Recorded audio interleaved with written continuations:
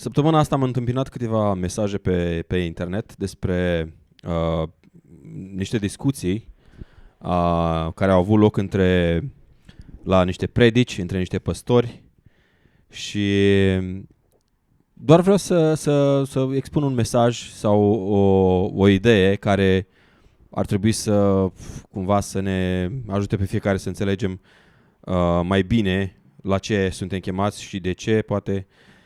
Și anume faptul că poate toată lumea ați auzit despre copilăria spirituală, acea referință de la predica fratelui Gabi Zăgrean. Și anume toată lumea a început să discute și toată lumea a început să hulească, fie pe Gabi Zăgrean, fie pe Toni Berbece, fie pe Zani. Dar adevărul este că aceste lucruri nu ar trebui să existe între credincioși. Adevărul este că mie îmi place să ascult predici pe internet, îmi place să mă uit pe YouTube și să văd o predică, îmi place să ascult, mai ales când sunt la muncă și îmi pun căștile, ascult predici sau alte mesaje. Adevărul este că îmi place treaba asta și e bun, internetul este bun din punctul ăsta de vedere.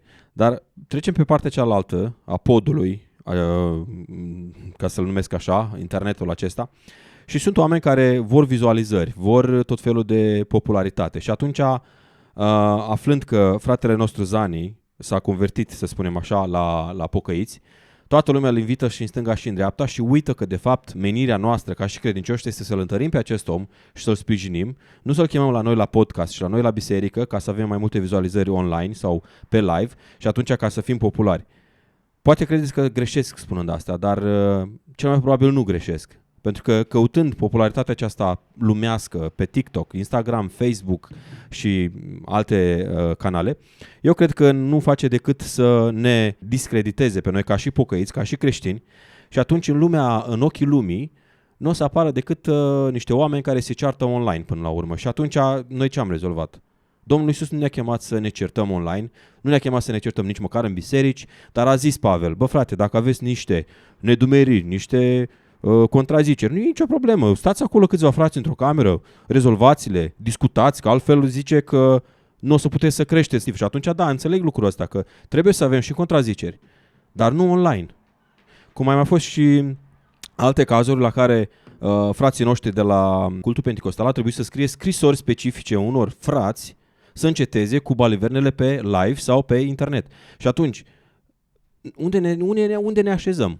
Nu vreau să fiu rău, nu vreau să fiu eu cineva, că nu sunt. Dar am observat niște lucruri care sunt copilărești. Și până la urmă, asta este o copilărie fizică până la urmă. Nu este o copilărie spirituală, că în momentul în care te enervezi și vrei să dai o replică imediat, este o copilărie fizică. Nu ești matur. Și atunci nu este corect ca să te expui online comentând, agravând niște subiecte care nici măcar, poate nu le înțelegi nici măcar tu până la urmă complet, dar pe toți ceilalți care te vor urmări online. Și asta vreau să trag ca semnal de alarmă. Fraților, hai să ne păstrăm mărgăritarele în afara gurilor porcilor. Ce vreau să spun prin asta este faptul că toate aceste predici care sunt bune online, și știm foarte multe cazuri în care oamenii s-au pocăit ascultând predici online.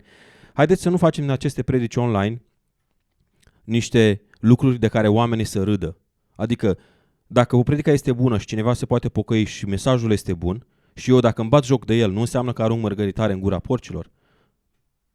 Subliniez și eu, spun și eu, poate nu, poate da, dar eu cred că da. Și atunci, de ce să ne batem joc de noi înșine, de noi între noi? Dacă avem de spus ceva, hai să spunem în privat. Mesajul fratelui Gabi Zăgrean, eu sunt 100% de acord cu el. El a fost nevoit cumva să dea un exemplu, pentru că sunt foarte multe cazuri de acestea și el a observat că nu se opresc. Și în momentul în care fie un om se pocăiește din nou și a fost o vedetă sau a fost cineva în afara credinței creștine, atunci noi pocăiții îl chemăm și încercăm să ne ridicăm la un alt nivel online, luând oamenii aceștia să ne facă o imagine. Și atunci eu cred că este foarte greșit, este greșit înaintea lui Dumnezeu, este greșit înaintea noastră a oamenilor, înaintea bisericilor, așa că doar atât vreau să vă mai zic. Dacă sunteți o biserică care faceți live, fiți înțelepți și mesajele de genul care pot jigni, care pot dărâma pe cei care nu cunosc pe Dumnezeu, să fie spuse când se închide live-ul. Sunt alți oameni care au fost pocăiți, l-au cunoscut să spun așa, pe Dumnezeu, au cunoscut ceea ce înseamnă biserica și acum fac clipuri pe internet să-și bată joc în continuare de pocăiți și cumva pentru ei vizualizările astea care le captează online bătând un joc de pocăiți, pentru ei este o fel de premiu.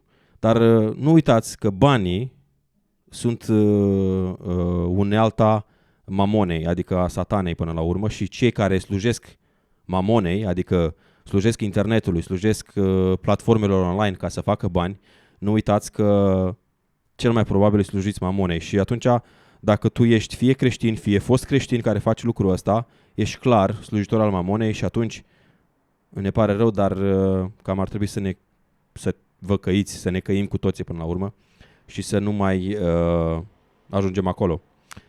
Așadar, copilăria spirituală este o expresie foarte populară zilele acestea, dar importanța lucrurilor din spatele acestei expresii este mult mai mare și atunci trebuie să ne pocăim fiecare și să înțelegem că de fapt a sluji pe Dumnezeu nu este online și nu este pe nicio platformă media sau social media.